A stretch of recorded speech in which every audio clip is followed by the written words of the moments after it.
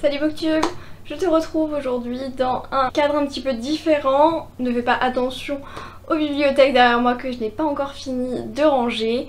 Mais aujourd'hui je te retrouve puisque je suis devant mon PC pour programmer un petit peu la foire aux livres de Brive qui a lieu donc le premier week-end de novembre à Brive-la-Gaillarde. C'est la plus grande foire aux livres après Livre Paris en France. Ce qui est bien, c'est qu'elle est complètement gratuite, donc ça c'est cool. Et je n'y suis jamais allée, c'est la première année que je vais y aller en compagnie de ma collaboratrice Pénélope de la chaîne Plop. Je pense que ce sera l'occasion de vous faire un vlog aussi.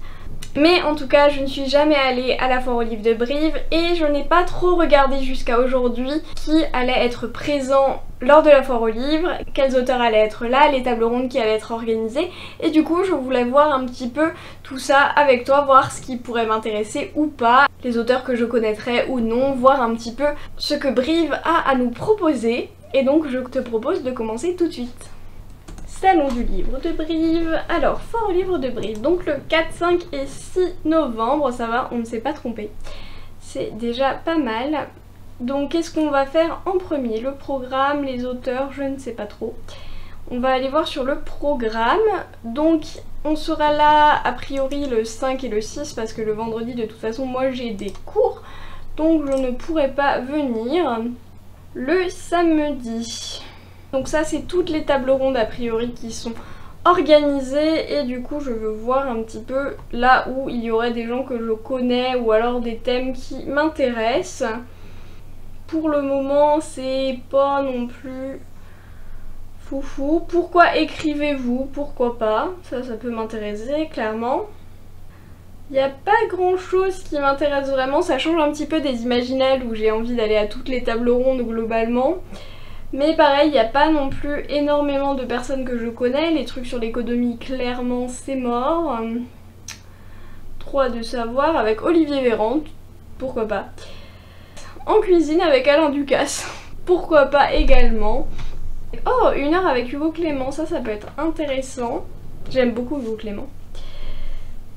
1 heure avec Hugo Clément à 14h30 le samedi, ça peut être vraiment cool. Mais Suzy Morgenstern, elle est partout, hein. Femme d'encre et de papier avec Manon Fargeton, le samedi en fin d'après-midi, ça peut être cool. Ça peut être cool. Ok. Donc on va sur le programme du dimanche 6 novembre. Programme du dimanche 6 novembre, alors. Après le dimanche, souvent il y a moins de gens, donc c'est plutôt là où on va aller faire des dédicaces, je pense. C'est vrai que le plus rentable c'est quand même de faire les tables rondes le samedi et les dédicaces le dimanche. Bon, il n'y a pas grand chose qui m'intéresse le dimanche, j'ai l'impression, donc bon. Ouais, pourquoi pas Hugo Clément et Manon Fargeton, ça peut être sympa. Et du coup maintenant on va aller voir les auteurs qui sont présents. Donc c'est par ordre alphabétique, il y en a pas mal. Alors, est-ce qu'il y a des gens que je connais? Clairement là l'objectif c'est vraiment de programmer un petit peu ce que je veux voir. Peut-être que j'achèterai des trucs spontanément, c'est possible aussi. Mais c'est vrai que je vais voir là déjà les personnes que j'ai vraiment envie de voir. Donc ça va être les noms que je connais. Voir un petit peu ce que ça donne. Donc en A j'en connais pas vraiment. En B... Ah bah Barrière Hugues, c'est aux éditions Hugues Barrière, c'est bien ça, c'est pareil. Au moins il doit pas avoir trop de mal à se faire publier lui. Pas grand monde que je connais, hein. Il y a beaucoup de gens. Il y a beaucoup de gens, mais je ne connais pas grand monde. Il y a David Brie. Il y a David Brie, très bien. Et d'ailleurs j'ai le Chant des Géants que je n'ai pas fait dédicacer encore, donc je n'aurais même pas limite à en racheter pour le faire dédicacer. Donc un David Brie, il faudra que je prenne le Chant des Géants, ça c'est cool. David Brie qui sera présent les 3 jours, donc ça c'est bien. Ok, ensuite en C, il y a quand même une personne que je connais, c'est pas mal. Bon bah il y a Hugo Clément, du coup ça on s'en doutait un petit peu. Il est là que le samedi, ça va être compliqué, mais j'aimerais vraiment bien le voir. Donc il est au kiosque L9. C'est vrai que j'ai pas lu le livre qu'il a écrit, après c'est vrai que c'est un truc de protection des animaux et de bien-être animal, ça on s'en doute, si vous connaissez un petit peu ce que fait Hugo Clément sur les réseaux sociaux maintenant, il est très engagé dans tout ce qui est défense animale. Et c'est quelque chose qui me touche particulièrement étant moi-même végane, donc c'est vrai que j'aimerais beaucoup y aller, mais il risque d'y avoir pas mal de queues. On verra. C'est dommage qu'il ne soit là que le samedi, parce que le samedi c'est souvent le plus compliqué. Il y a Melissa d'Acosta, mais elle, ça va être un enfer à mon avis pour la voir, et puis je connais pas vraiment trop ses livres, je sais ce qu'elle a écrit mais je n'en ai jamais lu. Et du coup ce serait peut-être plutôt, si j'arrive à la voir, une dédicace pour ma mère presque je pense. Delphine de Vigan pareil, c'est une autrice que j'aimerais beaucoup découvrir, mais je suis pas sûre que ce soit le meilleur endroit pour le faire parce qu'à mon avis... Oh là là, elle est là que le samedi après-midi, donc à mon avis ça va être très compliqué parce qu'il va y avoir énormément de gens je pense. Il y a Alain Ducasse donc forcément.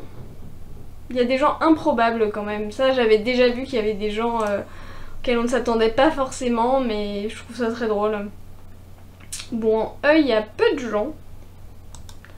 Mais pas des gens que je connais. Il y a Manon Fargeton qui est là aussi les 3 jours. Donc ça c'est très cool. Et j'ai un livre de Manon Fargeton d'ailleurs que je voulais offrir à une de mes nièces, enfin une de mes belles nièces plutôt, que je pourrais lui faire dédicacer d'ailleurs, donc ça peut être sympa. Bon, je vais assez vite quand même hein, parce qu'il faut pas non plus que ça dure 1000 plombes. Marc Gervais, est-ce qu'il fait des petits Suisses? On ne sait pas. Alors il y a 2 noms très différents, il y a François Hollande, voilà, et Ariel Holz. Qui m'intéresse beaucoup plus hein, et qui est là les 3 jours mais le dimanche matin seulement, donc si on y va il faudra y aller assez tôt si on veut le voir le dimanche, mais ça c'est cool, c'est très cool. Il y a une seule personne en I et du coup je suis contente de revoir Ariel Holz parce que je l'aime beaucoup et que pareil j'ai Bépocalypse que je n'ai pas dédicacé de lui et donc je pourrais le faire dédicacer, mais il écrit tellement de livres à l'année que à chaque fois j'ai des livres à racheter, donc ça y a pas de souci. Il y a vraiment peu de gens que je connais finalement, c'est trop bizarre quand on compare ça aux Imaginales où je connais maintenant quasiment tout le monde qui vient assez régulièrement. Voilà, c'est assez bizarre. Marc Lévy, qui se risque à aller voir Marc Lévy? Non qu'il y ait quoi que ce soit comme problème, c'est juste que bah, c'est Marc Lévy quoi, et donc il doit y avoir une file d'attente assez impressionnante. Il y a Jean-Luc Marcastel.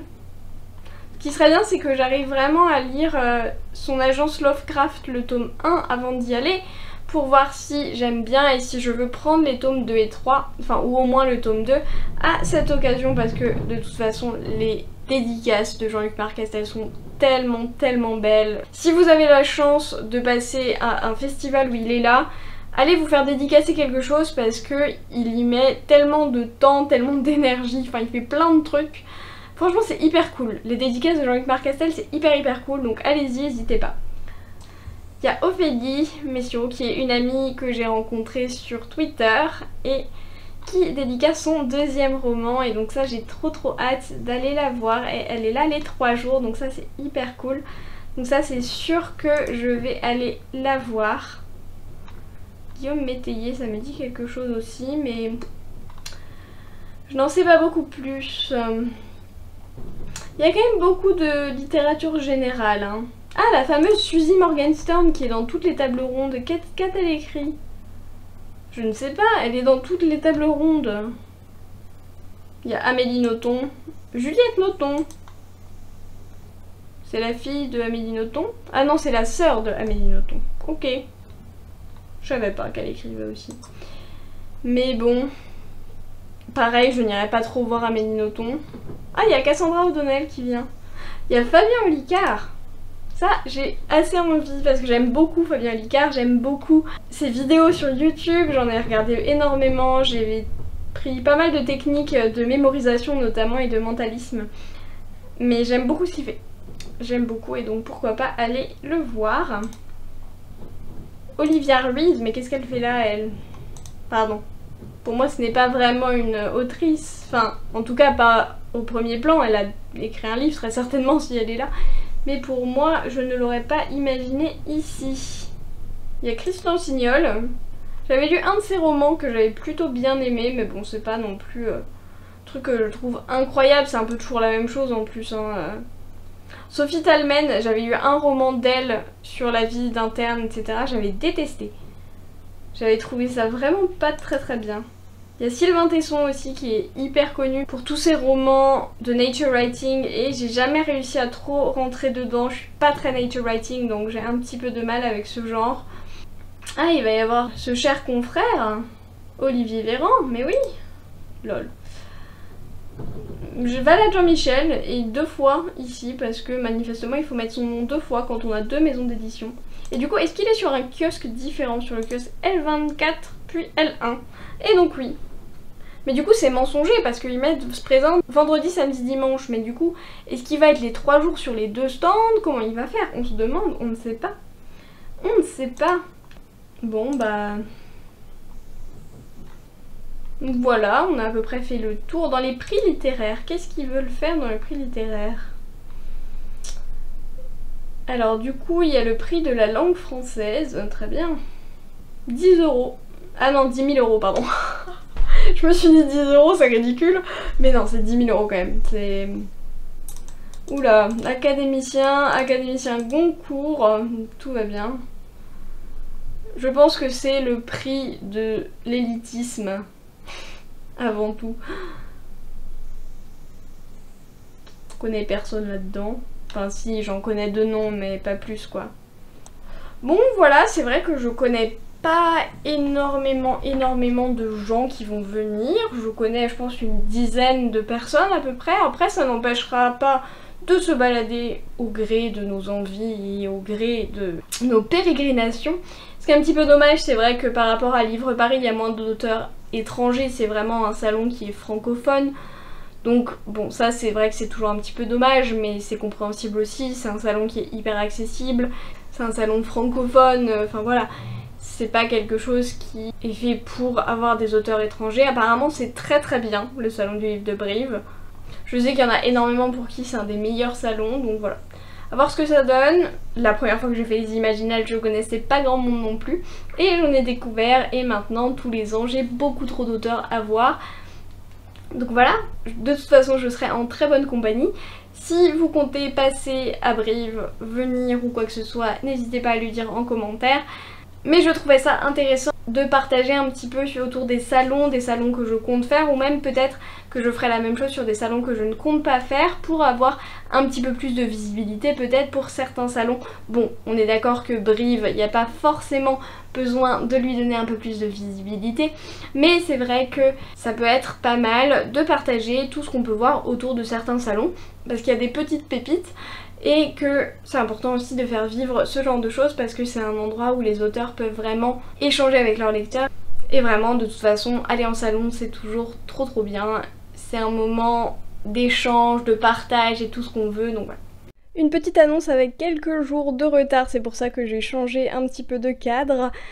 Je me suis rendu compte que je voulais annoncer le livre de novembre pour la lecture commune avec Plop Explora Livre, sauf que j'ai oublié de le filmer et du coup je le fais avec un petit peu de retard, mais avec la magie du montage ça apparaîtra dans la même vidéo. Et donc pour novembre on reste sur un livre francophone, Le sang de la cité de Guillaume Chamanadjian, le tome 1 donc Capitale du Sud, qui est publié aux Forges de Vulcain. Donc si vous voulez nous rejoindre, si vous l'avez dans votre palle, parfait, vous pouvez nous rejoindre. Et si vous ne l'aviez pas dans votre palle, n'hésitez pas à aller l'acheter pour soutenir l'édition française et nous rejoindre dans la lecture commune. Et retour à la moi du présent. N'hésitez pas à me dire si c'est quelque chose qui vous parle, qui vous intéresse ou non, ce que vous pensez de ce genre de format.